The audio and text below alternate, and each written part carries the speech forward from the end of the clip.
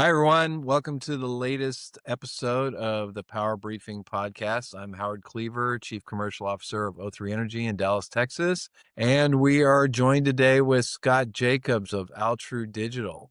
Thank you so much for being here today. I really appreciate it. This is such a hot topic right now. Everybody's talking about AI and data centers, and particularly from electrical grid perspective, how much, demand that they're creating. All these companies that are doing all these kinds of crazy things, like nuclear power plants to power these things. Very, very interesting topic, and I'm really glad that you joined us today, Scott. Thank you. Absolutely. I appreciate you having me, Howard. Yeah. Let's talk a little bit about your background, just to kind of set the table here, and let's talk about your career journey and your how you got into the industry. What led you to transition from traditional real estate finance, which is where you started? Maybe you could expand on that, and into the data center space. Absolutely. Yeah. As you mentioned, I started out in real estate finance more as a generalist, and I'd kind of thought that was where I wanted to keep my career. I enjoyed being able to work on a variety of different product types, whether it was multifamily, industrial, office, and I started working for an operator that was doing build to suits for AWS.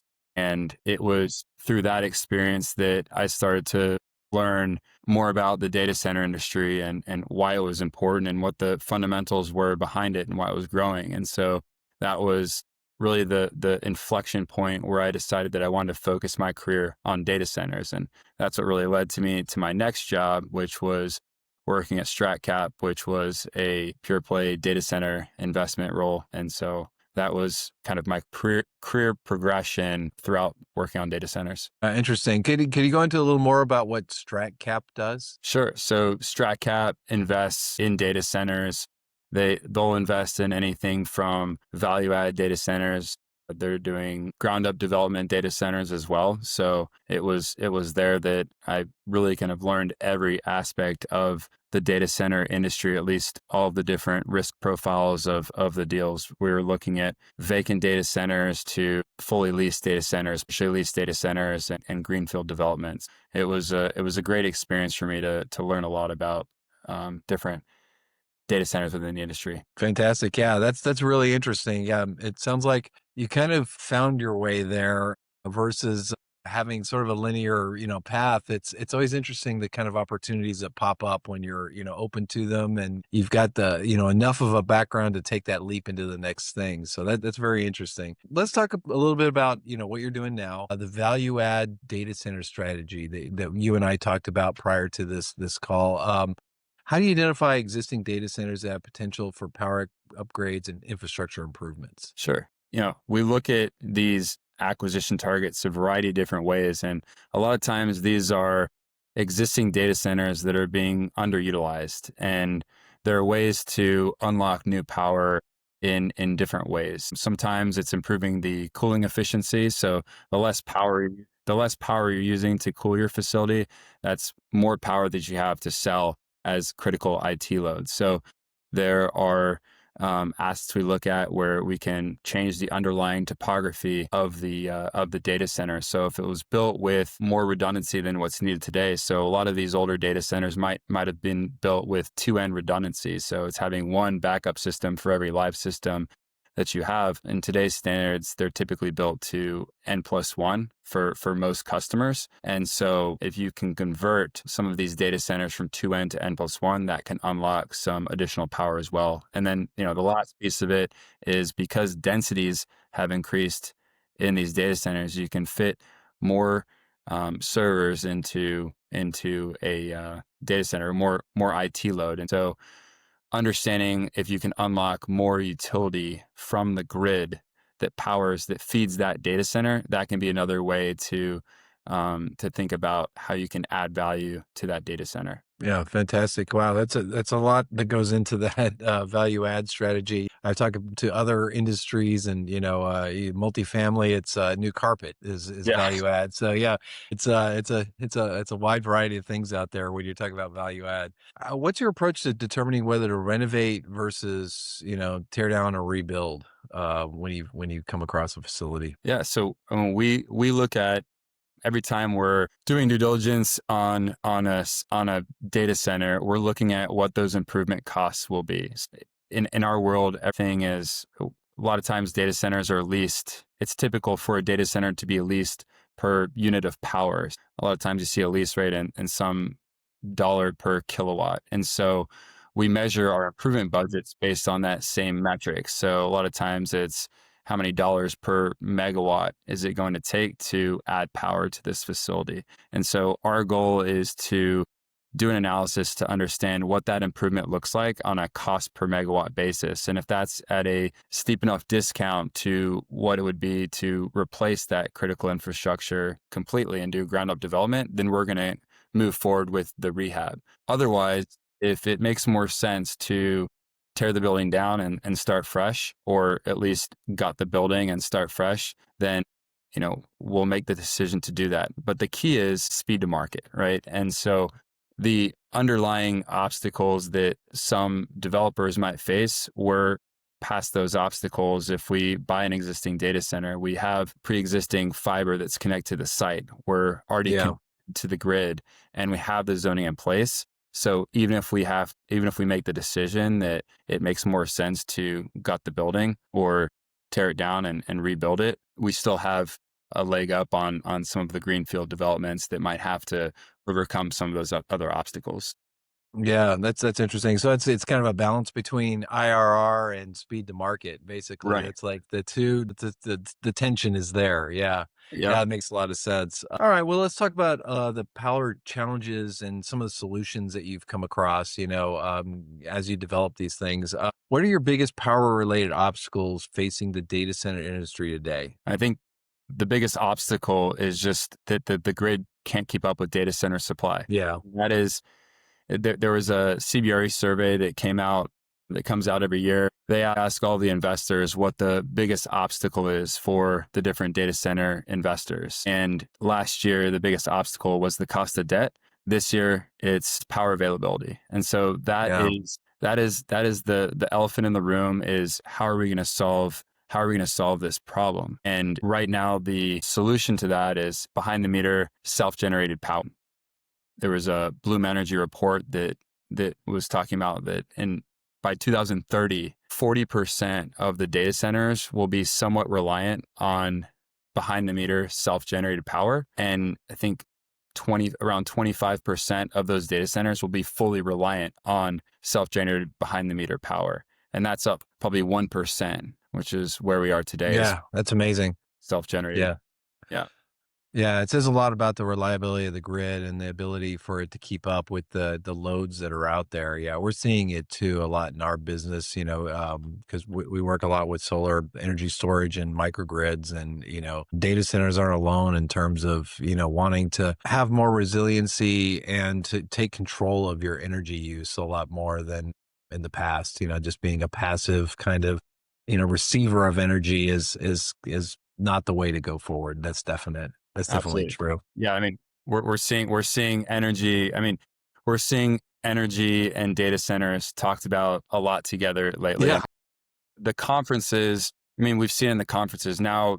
A year ago, you wouldn't have seen this, but this year, or maybe last year, large energy companies are the sponsors of these Yeah. conferences, and more energy companies are showing up at these conferences and taking part in these conversations, and a lot of the panels are focused on it. So and just like the statistics I was giving earlier, it's moving forward. Energy is going to be extremely important. And we've even started building relationships. Altru Digital now has relationships with a number of different energy consultants that we'll lean on when we're looking at assets that might have a more complex power situation where, we obviously do early stage due diligence working with utilities, but we lean on these energy consultants to help us really unpack some of the more complex situations. Yeah. Yeah, definitely. There's nothing like the experts to point you in the right direction. Yeah. Don't try to figure this out. Don't try this at home. Let's say that. Exactly. Yeah. Yeah. Let's talk a little bit about the market demand and the AI impact. I mean, everybody's talking about AI nowadays, and with the compute that's needed to make that happen. And you of course are operating these data centers where that is happening. How has AI demand, particularly from applications like ChatGPT, changed the data center landscape? So ChatGPT, when we think about the difference in compute that's required just in a simple ChatGPT query compared to Google search, right now, that's about, you're looking about 50 times as much compute that's needed for one of those heavy reasoning ChatGPT queries. And so, and with every iteration of these large language models, or in short, people refer to them as LLMs, every iteration is an exponential increase. So if you think about just the difference between ChatGPT 4 and ChatGPT 5, there was a X increase in the compute that was needed just from Wow. one model to the next. And so that's, 500%. We're talking about a huge Jeez. increase in each one of those queries. And then, you add another layer onto that is think about the adoption for between ChatGPT 4 and ChatGPT. In the last year, think about how many consumers have Yeah. download the app and start to use these different models and implement into their daily lives or their businesses. And then there's the second layer of the business use applications. There are a lot of business out there that are using these LLMs, but they have certainly not expanded that use case, and they're continuing to figure out how to adapt their business to lean on these models more. Yeah, yeah, it's interesting what's going on in business because there's a lot more of a agentic approach, I think happening, where you can rely more on a small language model versus a large language model to solve a specific business case. And so, yeah, it's funny because you've got all this compute power that's necessary to make the LLMs work, and then people are trying to, fit the data back into the box so that they can, scale what infrastructure they already have. But I think it's, what you're doing and building out these data centers. We're not going to see the end of this. This is just the tip of the iceberg, right? In terms of where things are going. I mean, Yeah. I think the data center, the limited data center supply is what's holding back some of these Mm, models yeah. from reaching that next generation or that next iteration. So I think that it's an arms race right now for which one of those models is gonna take over, and sort of, there's going to be some winners, and there are going to be some losers as far as which of these models ends up being widely adopted. And I think that it's that arms race that we're facing right now, is we're going to see which one is able to, capture the business applications, which business applications are going to be built on ChatGPT, which ones are going to be built on Grok, and so forth. Yeah, yeah, it's really exciting stuff. What does the projected 5x increase in demand in the next 5 to 10 years look like for operators like you? I think for operators like us are really trying to, specifically Altru Digital, we're trying to figure out where can we unlock more power? How can we help the industry grow? So we're focused on existing data centers, upgrading, expanding existing data centers. And so there are a lot of data centers that have support infrastructure that's reaching end of life, and some are either functionally obsolete or reaching that point. And a significant amount of investment is needed just to bring those to today's standards, but then also to expand within. And so I think, continue our conversation about what our industry is facing as far as a shortage of supply of data centers. Everyone's trying to do their part. So there are a lot of people focused on greenfield development and gigawatt campuses. Yeah. We're focused on how do we look at the existing data center landscape to unlock more power within that. And it's not just getting more power from the grid, but how can we make the data centers more efficient too? So our approach is, Yeah. is thinking about, sustainability and trying to reuse what's already out there, and make those available for the industry. Yeah. Yeah, like you said, you've already got the infrastructure and it's all hooked up. Why not just optimize what's there and do the value add strategy? That makes total sense. Let's talk about operational efficiency at scale. That's kind of some buzzwords there, huh? How do you maintain competitive operational costs with smaller 2 to 4 megawatt facilities compared to hyperscale operations? These facilities and it's a lot harder when you think about these facilities. Just like I was talking about, the lease rates are on a cost per power of, or per measure of power. And the same thing for the expenses. So it's a cost per kilowatt is how we measure our expenses. And so with these smaller facilities, it's a lot more difficult to keep expenses down. And so that's where we have to rely on automation and so shared resources. Ideally, we own multiple locations in the same market, so we have more shared resources to bring those costs down. You're also not staffing these 24/7, so instead you might be staffing them during the day so that your operations can go through the proper maintenance cycles and do whatever's needed on site. But overnight, you typically just have someone on call that can go in if there are any building alarms. And obviously, as we mentioned earlier, data centers are built to have redundancy. So if a Hmm. does go down, you have time to go in and figure out how to bring that system back up. Okay. Yeah, interesting. What premium pricing strategies work for boutique data center designs? So right now, the biggest difference in pricing for data centers, we have essentially three tiers within the data center market. So we've talked about hyperscalers. Typically, when you discuss hyperscalers, these are the Amazons and the Microsofts and Googles of right. And so a lot of times the hyperscale by definition is like a 4 megawatt or greater, but usually these are large deployments in data centers. And then and those there's usually a discount for those large deployments. The next tier is wholesale colocation. So wholesale colocation, these deployments are usually in the 500 kilowatt to 4 megawatt range, and maybe that upper tier is actually 2 megawatts. But these are large deployments, not quite hyperscale deployments, but a lot of times these are multi-tenant facilities where you have different cages set up for each of the customers, and so it's a location environment where there's multiple customers or multiple tenants under one roof. And then you get to the last tier, which is retail colocation, and these are smaller customers that oftentimes take up a cabinet and are small deployments. And so that's where you have probably the most expensive or the highest priced tier of tenants, and that's what you're typically going to find in some of the smaller data centers. You're going to have a mix of either retail colocation or wholesale colocation. So there is going to be a premium at some of these smaller facilities that you can charge.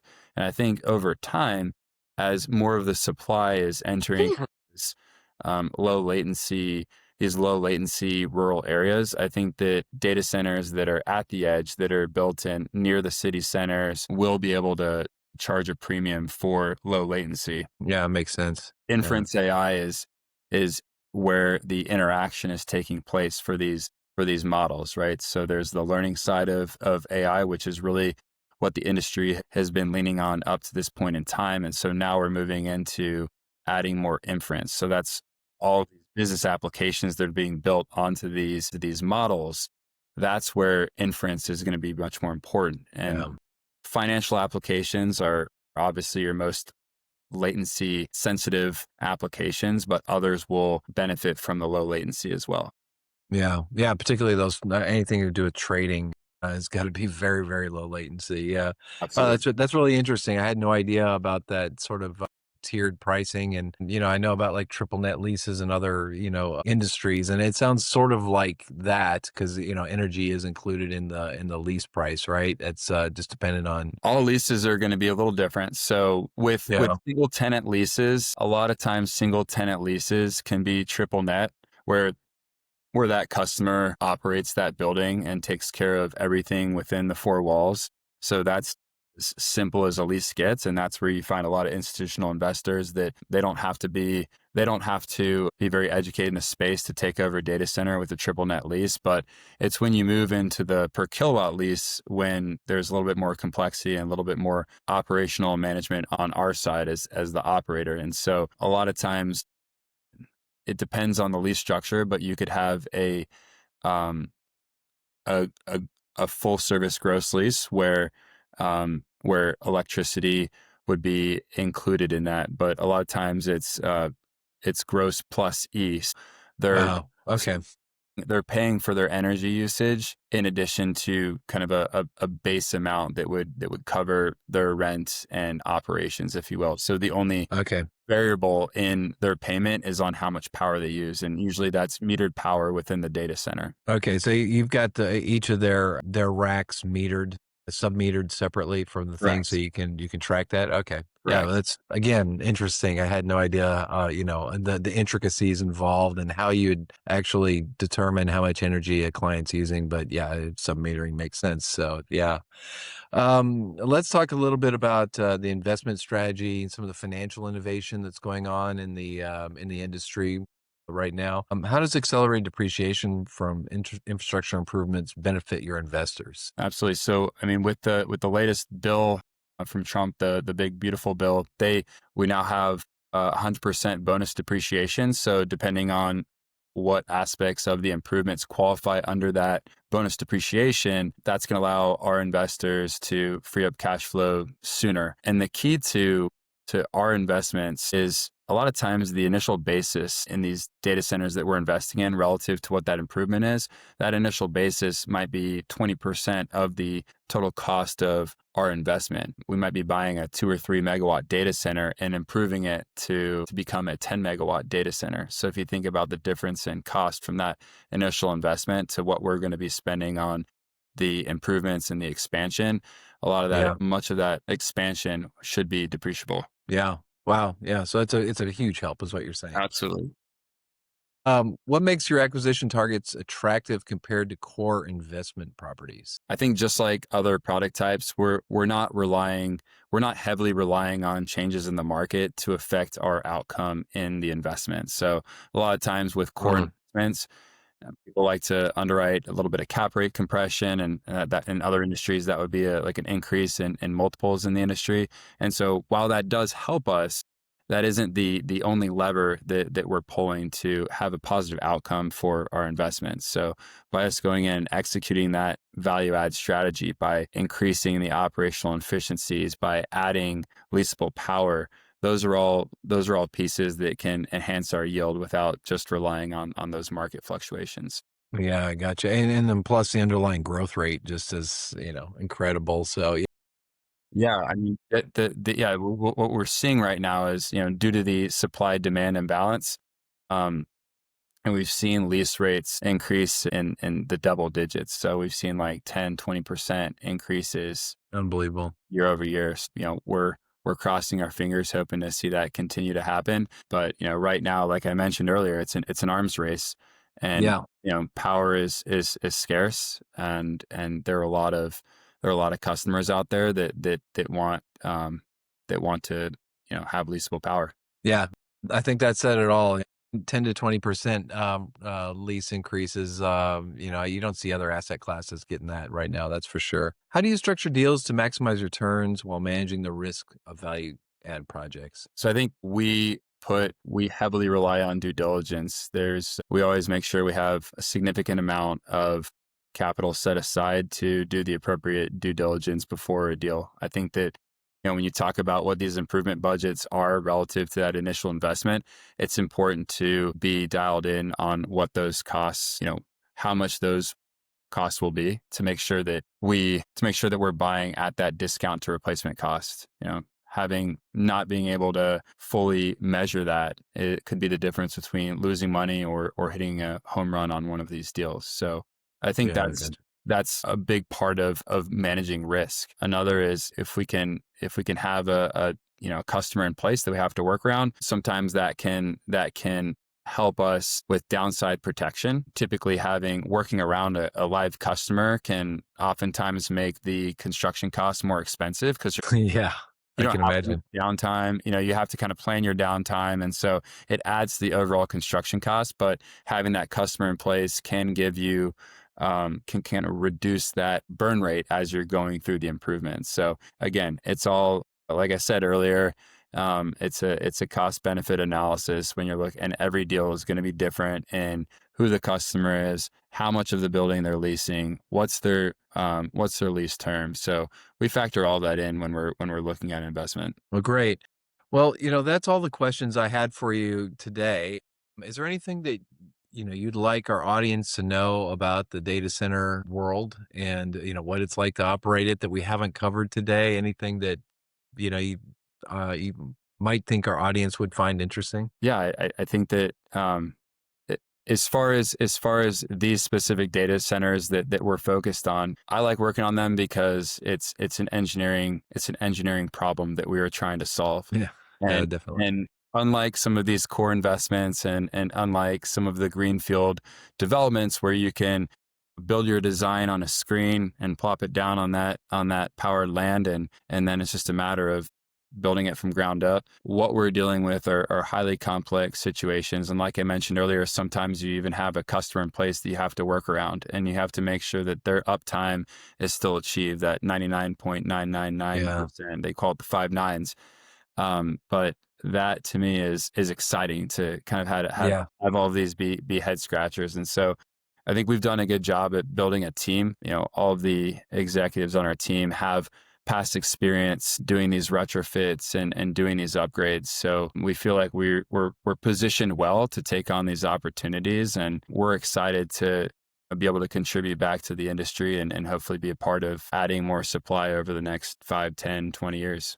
Fantastic. Well, we'll leave on that note. I really appreciate you coming on today, Scott. So we've got Scott Jacobs with Altru Digital, data center guy extraordinaire. So we really appreciate you taking the time today. I'm Howard Cleaver with O3 Energy, and that concludes the this episode of our podcast. Thank you. Thanks, Howard. You're welcome. Thank you.